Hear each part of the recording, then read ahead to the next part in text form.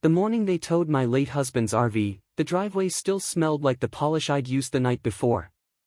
I'm Elaine, 68, retired teacher, and I stood there holding our old photo keychain while the cold air cut through my robe. Ever had a rule pushed too far in your neighborhood? A cold November morning in Silver Creek turns bitter when Elaine discovers her late husband's vintage RV has vanished from the driveway. The wind whistled low between the oak trees lining Maple Drive, tossing brittle brown leaves onto porches like forgotten letters. Elaine Chambers, wrapped in her faded chenille robe, opened the front door with the usual creak of hinges. Her coffee mug steamed in her hand, the scent of chicory mixing with the bite of cold air. But something wasn't right. She stepped out, blinking. The driveway, which just last night had cradled her husband's beloved 1978 Dodge Explorer RV, waxed to a gentle gleam, now stood eerily bare. All that remained were the faint tire marks, already fading under the morning frost, and a single sheet of pink fluttering on the mailbox. She didn't have to read it. Not really. The blocky HOA logo in the corner was enough. Her eyes scanned the bolded lines anyway, as if they might twist into something forgivable. Violation, oversized vehicle parked beyond curfew hours. Towed at 3:42 a.m. per section 4.9. Her grip tightened on the ceramic cup, knuckles whitening. Only last night, she had run a cloth over the RV windows, humming along to George Jones. She'd even whispered goodnight to Harold, like always. And now the RV, the last thing of him that moved, was gone. The warmth of the diner hit her like a soft slap. The doorbell chimed overhead, but nobody turned. Everyone in Silver Creek knew that jingle. Elaine settled into the corner booth where she always sat, facing east, with the best view of the road. A steaming pot waited in the waitress's hand before she even asked.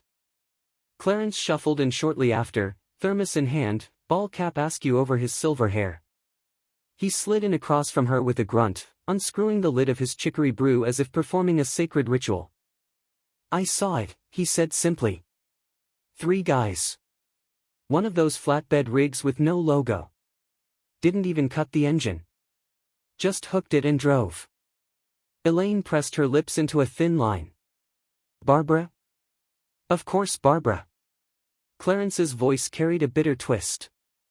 She was standing at the edge of her lawn with that little clipboard of hers. Looked like a goddamn lighthouse. Outside the window, a crow landed on the newspaper box. The headline peeked up through the smudged glass, "Winter comes early to Ohio this year." Lucas arrived 15 minutes late, stepping into the diner like a man who'd rather be anywhere else. His flannel shirt was buttoned unevenly, eyes still heavy with sleep. He slid in next to Elaine with a soft groan and scanned her face. "What happened?" Elaine just pushed the notice across the table. He read it once, then again, jaw tightening. "They towed it." Clarence sipped from his thermos. "Third one this week. They got Louisa Henderson's pickup Tuesday. Said it was farm equipment." Lucas narrowed his eyes. "This is ridiculous. You told me they only gave you a warning last month." Elaine nodded slowly. "Said I was on thin ice.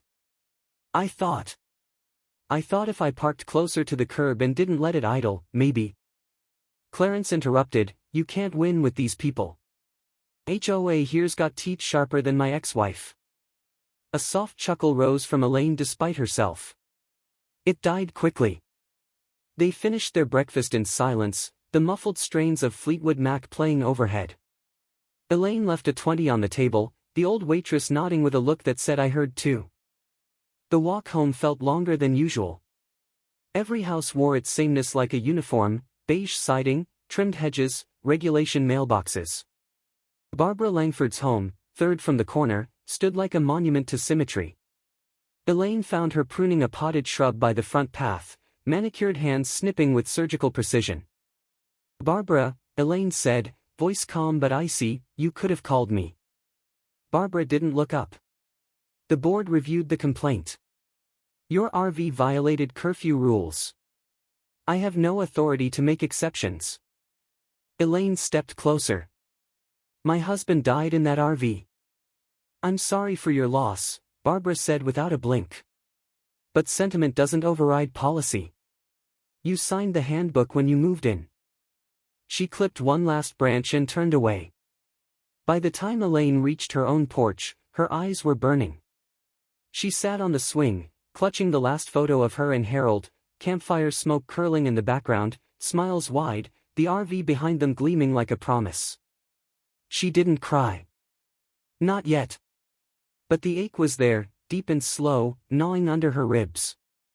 The sun dipped behind a bank of clouds, casting the neighborhood in a pale gray. Lucas stood by the edge of the driveway, hands in his pockets, watching the empty space where the RV used to be. After a long silence, he turned to her. They messed with the wrong family. Lucas sits in the attic, pouring through dusty legal codes, while outside, the HOA plants "No RV" signs like battle flags. The insulation itched through his flannel sleeves, but Lucas barely noticed. A single bulb hung from the ceiling, casting yellow light over the cracked box labeled Property Records, 1992 to 1998. He sat cross-legged among curling papers, some handwritten, others typed in faint ink that blurred when touched.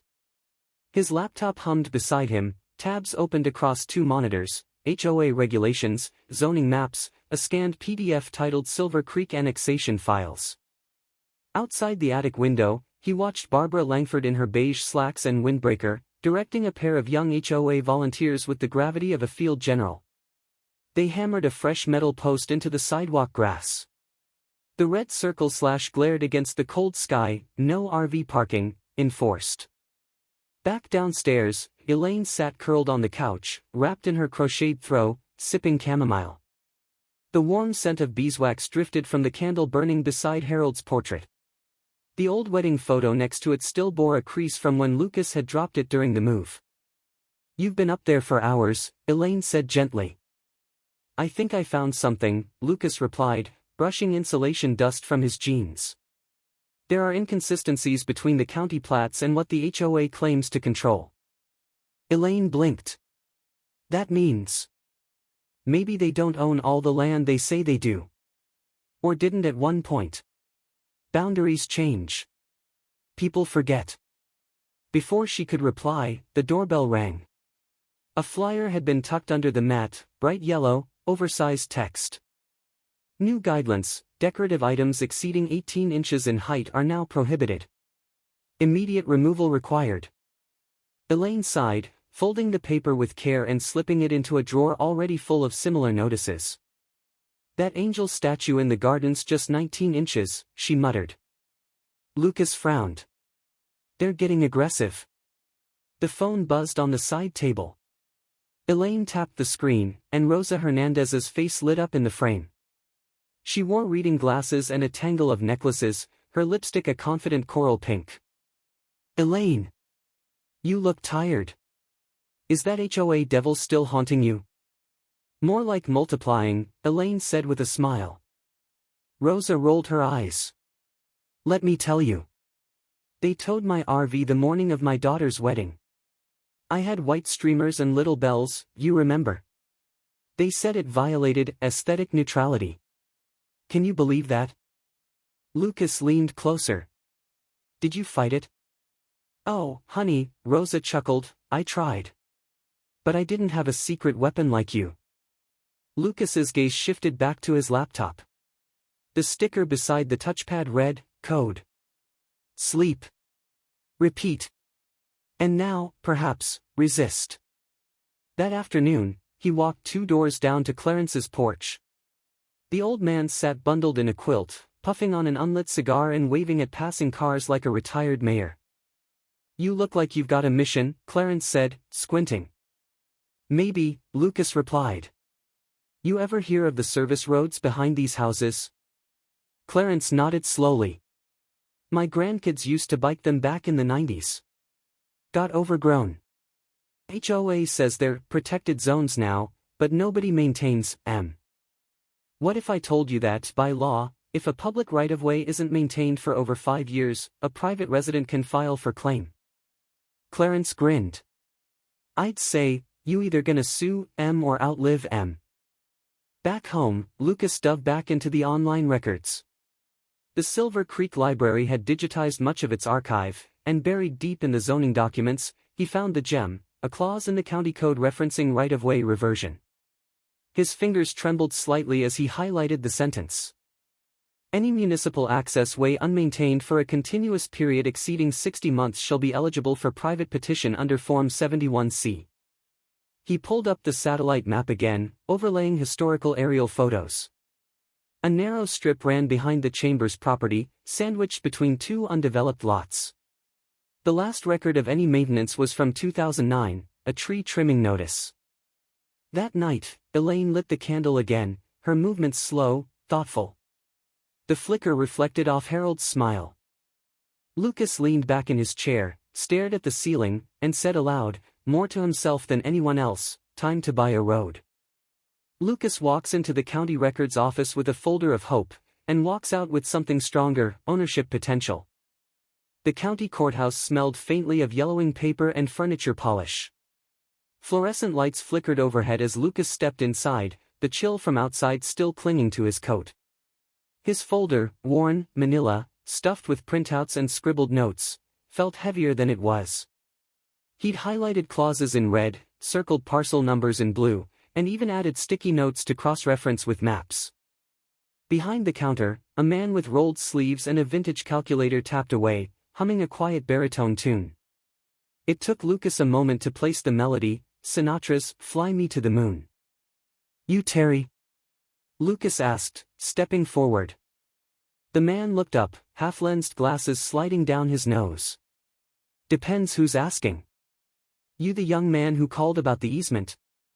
Lucas nodded, placing the folder on the counter like a gambler laying down his hand. "I think there's an inactive road behind my mother's property. I need to confirm the status." Terry pulled a dusty volume from the shelf behind him, its spine cracked and flaking. "Let's see what the county says, not what the HOA wants you to think." Minutes passed in quiet page turns and clicking keys. Terry eventually pulled down a large zoning map, spreading it across the counter. "There," he tapped, pointing to a faded yellow strip running behind a line of parcels. "Designation, Municipal Easement 4B. Not maintained since 2009. Lucas leaned closer. "So it's inactive?" Terry raised a brow. "Technically abandoned if over 5 years unmaintained. You file Form 71C, notarize, and it starts the claim process." Lucas's breath caught. He scanned the margins, stamped and dated, confirming everything he'd hoped. "Well," Terry added with a grin, "guess you're not just digging for dirt. You're finding gold." Back home, the wind had picked up. Brown leaves scraped across Elaine's porch like whispers. The wind chime hanging under the eave, a gift from Clarence decades ago, let out a soft, uneven song. Elaine stood in the backyard, coat draped over her shoulders, staring at the RV. The tow truck had returned it earlier that week, begrudgingly, after Lucas challenged the citation. It sat like a memory made of steel and chipped paint, wheels dusted with dead grass. She stepped inside for the first time since Harold's funeral. The air inside was dry and faintly pine-scented from an old car freshener dangling on the mirror. Blankets were folded neatly, coffee mugs still in the holder. In the small built-in drawer near the kitchenette, she found photos, grainy prints from road trips across Montana, Oregon, and Texas. In one, Harold stood beside the RV, wearing a flannel shirt and mischievous grin, holding a hand-painted sign that read, "We make our own roads." Her eyes welled, but she smiled through it. She took the photo, tracing the edge where the ink had faded. Inside the house, the rotary phone rang, its clunky chime echoing through the kitchen. Elaine picked it up with a practiced twist. "Mrs. Chambers?" Barbara Langford's clipped voice came through. "This is a courtesy reminder, lawn grass must remain below 4 inches at all times. Also, please note that fines double during the holiday season." Elaine closed her eyes. "Thank you," she replied softly, and hung up before Barbara could add more. That evening, Lucas stood by the kitchen table, carefully folding a certified letter. The stamped envelope read, "To Silver Creek County Clerk's Office, Road Use Petition." He sealed it, pressing the edge firm with the side of his palm. He stepped out to the mailbox, fog curling around his boots, breath visible in the porch light. He paused, listening to the wind chimes sway in time with the rustling branches. Elaine came to the door behind him, holding the photo. "I found this," she said, offering it to him. Lucas took it gently, glancing at his father's smile. "What exactly are you planning, son?" As the frost settles over Silver Creek, Lucas quietly signs the deed that will redefine the neighborhood's future. The windows of the Silver Creek title office were fogged at the corners, condensation feathering against the glass like lace. Inside, a small heater buzzed beneath the reception desk, and the faint hum of a copier broke the silence. Lucas sat with his elbows close, jacket still zipped halfway, watching the clerk double-check the paperwork. "Initial here," she said, tapping the form gently, then again. "And sign at the bottom." His pen hovered a moment. Outside, a light frost dusted the curbs and mailbox posts. It would melt by noon, but for now, the cold held everything still.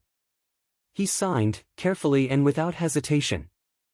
With that stroke of ink, Lucas Chambers owned a piece of road, a narrow lane with cracked asphalt, fenced off and forgotten for over a decade. A strip that once meant nothing now meant everything. Back home, the modest office he worked from smelled faintly of printer ink and cedar oil. A framed photo of him and Elaine sat beside his monitor, the kind taken in a photo booth with bad lighting and forced smiles. He'd printed out the county maps, deed, and plat surveys, all neatly labeled and sorted. Elaine stood in the doorway, a folded letter in hand. "Your father wrote this in '97, she said quietly. "Before he retired. He used to talk about reclaiming something that mattered, land, time, dignity. I think he meant more than property." Lucas read the letter slowly, pausing at certain phrases. "Our lives are bordered by other people's lines. One day, I'd like to redraw some of them." He folded it back with care. Later that morning, Clarence called out across the street. "Lucas! Coffee's on. You know the drill, bring a chair, bring a complaint." In Clarence's driveway, mismatched lawn chairs formed a half-circle beneath a maple still clutching its last orange leaves. A card table held a percolator, several thermoses, and a tin of oatmeal cookies. A few neighbors trickled in, some in boots and flannel, others still in slippers. One older veteran, Hank, had a stack of old Polaroids showing Silver Creek in the '80s, empty lots, dirt roads, kids on bikes. "Used to be you could walk straight through behind the lots," Hank said, flipping the photos. "No fences, no cameras, no letters from people named Barbara." Clarence chuckled. "We had rules, just none written down by people in blazers." Lucas listened quietly, only speaking when someone asked. He described the purchase plainly, without grandeur. "It's not a protest. It's just taking back something that was left behind." As conversations meandered toward property lines and seasonal decorations, Clarence's cat, a rotund tabby named Ernest, made his rounds, hopping onto laps without permission. Elaine sat off to the side, smiling at the sight of Lucas chatting without his usual guarded posture. That afternoon, Lucas tacked a fresh sign onto the weathered fence at the back of their yard. In clean, bold letters. "No trespassing, private property." He laminated a copy of the deed and posted it beside the sign, just in case someone needed reading material. By dusk, it had already drawn curious looks from 2 dog walkers and a teenage cyclist. The next day, Barbara Langford showed up. She stood on the sidewalk like she was inspecting a crime scene. Her coat was tailored, heels too high for the gravel, clipboard in hand. "Mr. Chambers," she began, voice crisp, "we received word of your acquisition." Lucas stepped onto the porch, hands tucked into his vest pockets. "Yes, I assume you've reviewed the filing. I can provide a copy if needed." She offered a thin smile. "You do realize this could complicate pedestrian access between lots?" "I own the access," he replied, producing a folder with stamped, notarized documents. "Legally. I'm not restricting it, yet. But I could." Barbara's lips tightened. "Well. Enjoy your symbolism.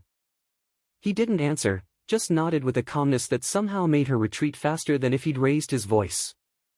That evening, as the wind shifted and porch lights flicked on across the neighborhood, residents found something new in their mailboxes. No stamp, no return address, just a folded black and white flyer slipped between coupon packs and junk mail. In bold typeface. Watch what happens next. Lucas returns home to find his mailbox stuffed, not with holiday cards, but HOA citations. He stood there in the frostbitten quiet of Silver Creek, the red flag of the mailbox barely holding its position under the weight of thick white envelopes. Each bore the same bold font and cold insignia, Silver Creek HOA Enforcement Notice. He didn't bother opening them on the spot. The point had already been made. Inside, Elaine sat in the living room wrapped in her crocheted blanket, flipping through an old cookbook. The scent of cinnamon lingered from the batch of cookies cooling in the kitchen, but the warmth of the moment was interrupted when Lucas entered, his arms full of bureaucracy. "They've really gone all in," he muttered, dumping the stack onto the dining table. He flipped through each notice with a growing scowl. Citations for overgrown grass, non-regulation trash bin placement, even a warning about the bird feeder Clarence had installed last spring. Elaine looked up, her brows furrowed. "They're not just going after us now." He nodded. "It's a message. One they want everyone to hear." Through the window, Elaine noticed a new security camera on the neighbor's roof, angled suspiciously toward their backyard. Another sprouted across the street, attached to a lamppost. "Feels like we're living in a game show," she whispered, then turned back to the oven as the timer dinged. Lucas barely touched his coffee. Instead, he opened his laptop and began cataloging images of every HOA property violation he could find: Barbara's illegal lawn signage, a board member's trailer parked on the street overnight, even the HOA's own community board missing required public notices.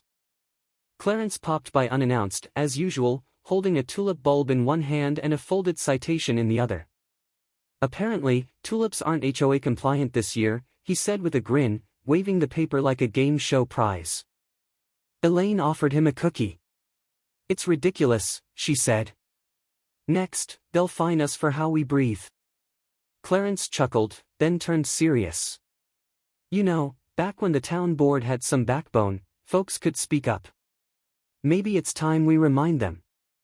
That night, Lucas joined a video call with Rosa, her background a blur of holiday lights and grandchildren's toys. She wore a Santa hat and raised an eyebrow as he detailed the latest wave of citations. "They fined you $5,000 for traffic disruption?" she gasped. "That's creative. Illegal, but creative." "They even threatened to tow the RV again," Lucas said. "This time, anonymously." Rosa leaned closer. "Then you play their game. Better.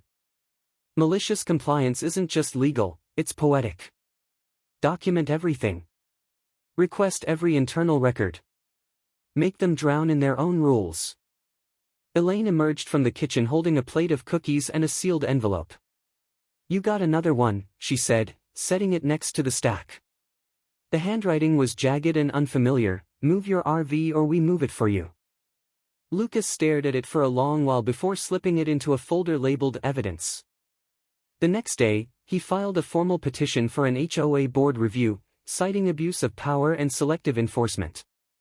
He printed copies for every neighbor who'd whispered their frustrations but hadn't yet acted. He even included an anonymous email where residents could submit stories of similar harassment. Clarence, undeterred by his tulip troubles, erected a wooden sign in his yard painted in red, white, and blue: "The Bill of Rights lives here." He told Lucas he'd host another driveway talk that Saturday. "Bring thermoses," he winked. "And courage." On the eve of Thanksgiving week, an official announcement hit every mailbox in the neighborhood, bold, all caps, centered on a page. "Emergency HOA meeting. Attendance mandatory. Penalties apply." The community center fills with folding chairs, murmurs, and the sharp scent of stale coffee. HOA showdown begins. Elaine sat near the back wall, her pressed leaf bookmarks tucked inside a canvas tote resting on her lap. The air buzzed with uneasy politeness, the type reserved for church potlucks and divorce court. Rows of folding chairs scraped the tile floor as neighbors trickled in, clutching coats and whispered frustrations. Lucas leaned against the wall near the exit, scanning the crowd with an analytical calm, noting who nodded to Barbara Langford and who distinctly didn't. The room held about 50 people, more than usual for an HOA meeting. The old coffee urn hissed, burning the last of its contents. People grimaced at the bitterness, yet refilled their paper cups anyway. Near the front, Barbara adjusted her lapel pin and smiled in a way that didn't quite reach her eyes.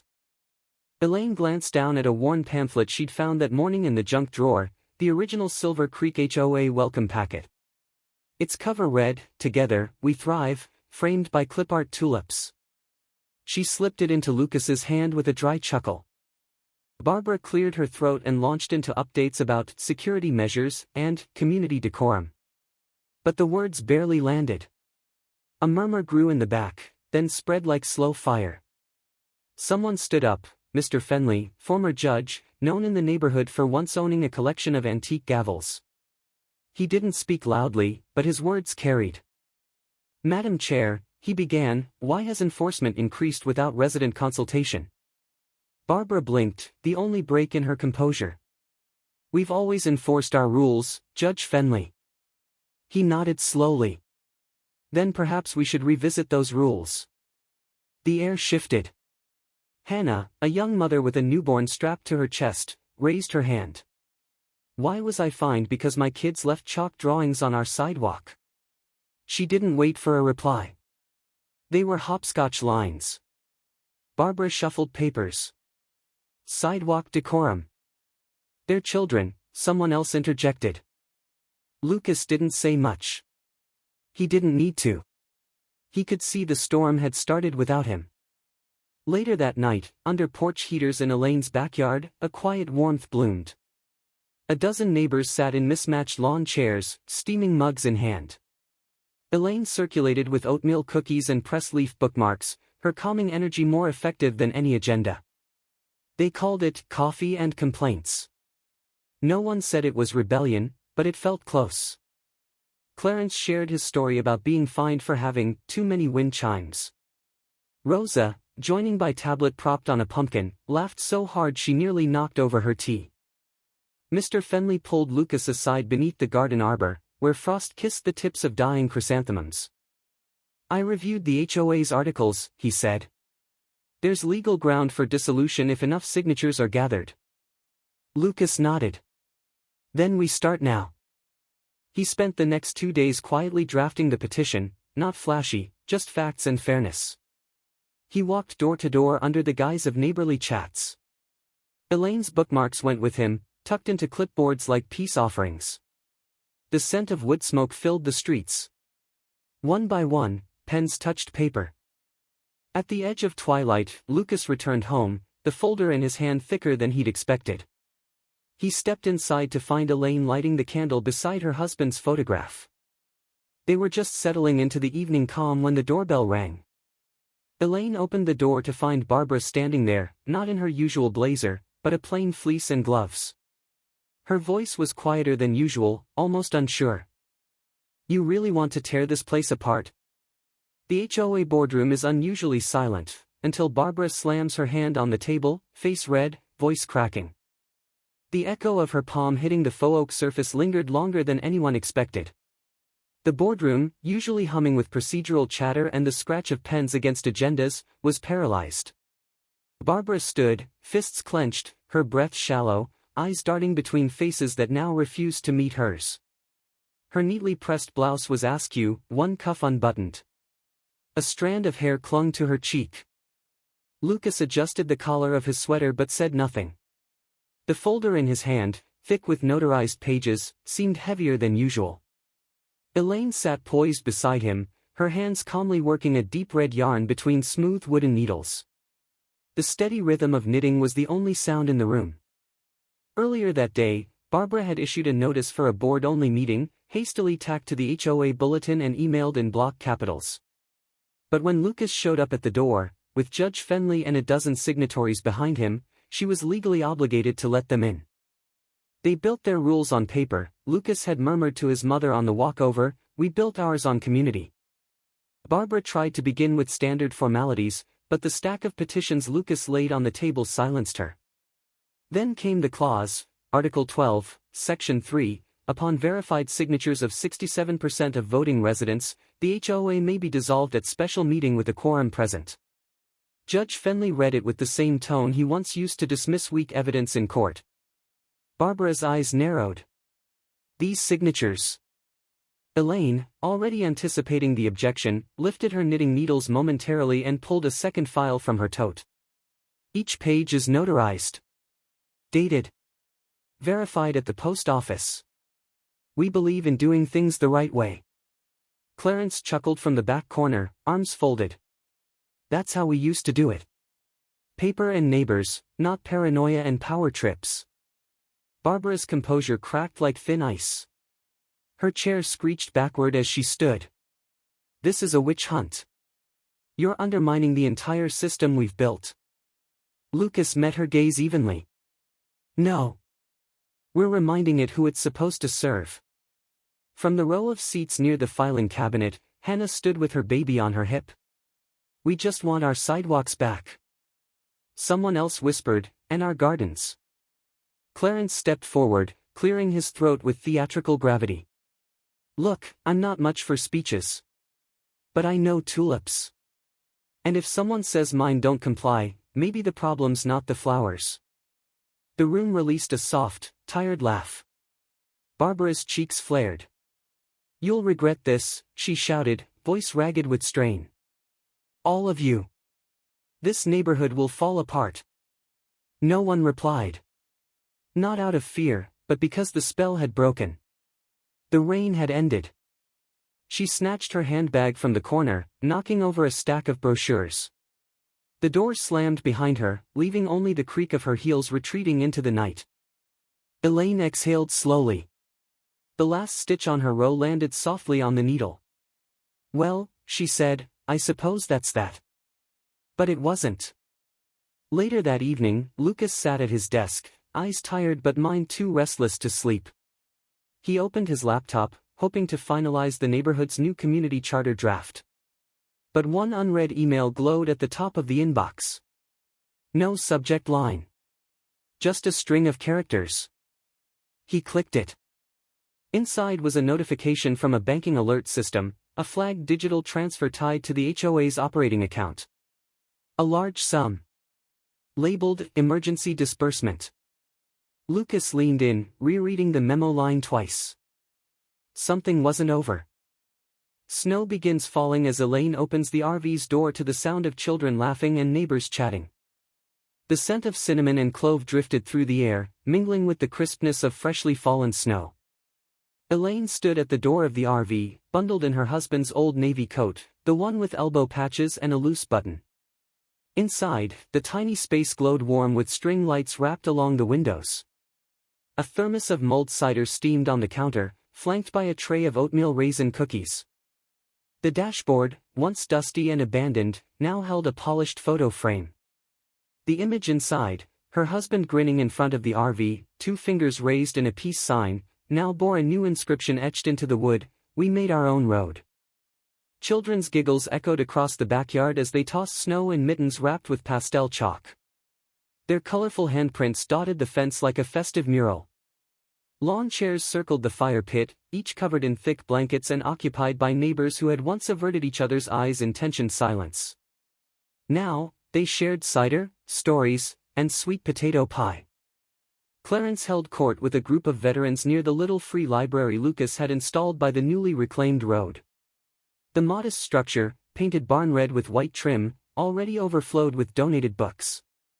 Above it, a wooden plaque read, "Silver Creek Way, our street, our rules." Lucas moved quietly among the guests, adjusting the portable projector that flickered old black and white holiday films across the side of the garage. He smiled as Rosa called out over Zoom from a tablet perched on a lawn chair, her grandkids waving in the background. Hannah passed out hand-painted bookmarks made by her daughter, while Mr. Fenley ladled cider with the precision of a courtroom transcript. Elaine settled onto a bench beneath the porch heater, her lap covered by a crocheted blanket.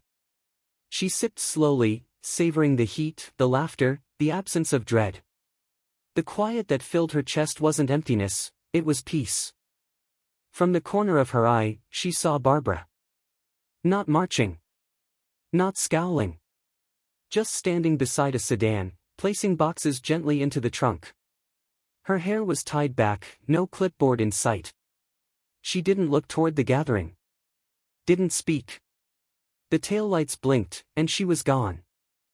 Elaine didn't feel satisfaction. She didn't feel vengeance. Only release. Like the last note of a hymn sung in harmony. She rose, brushing crumbs from her skirt, and walked to the edge of the yard. From her coat pocket, she retrieved a small wooden sign. With Lucas at her side, she planted it beside the road, just beneath the library. It read, "Silver Creek Way, our street, our rules." The stars blinked into the cold sky above. Later that evening, as neighbors filtered out and children were carried home wrapped in quilts, Elaine stood once more at the RV's door. The inside had become something unexpected, a reading nook. A place for children to gather on snowy days, for older residents to share stories and recipes, for anyone who needed a pause. She watched as Lucas packed away the projector, whistling softly. The wind danced around them, lifting the scent of pine and fireplace smoke into the air. Elaine closed her eyes and smiled. Then came a knock. She turned to find a woman bundled in a long wool coat, scarf tucked tight around her neck. A polite smile, a clipboard in hand, and an energy of curiosity. "Mrs. Chambers?" the woman asked. "I'm a real estate agent, but I'm not here to sell you anything. I've seen what you've done here. What you've reclaimed." Elaine tilted her head, amused. The woman continued, eyes bright. "Would you consider helping others do the same in their neighborhood?" The snow had just begun to settle, but something deeper had already taken root, the quiet strength of neighbors who chose each other over rules. In standing against a power misused, Elaine and Lucas reminded their town that true order comes not from control, but from care. When communities remember that rules were meant to serve people, not suppress them, they begin to heal. Perhaps the best roads in life aren't paved by officials or ordinances, but by the courage to walk together, one kind step at a time.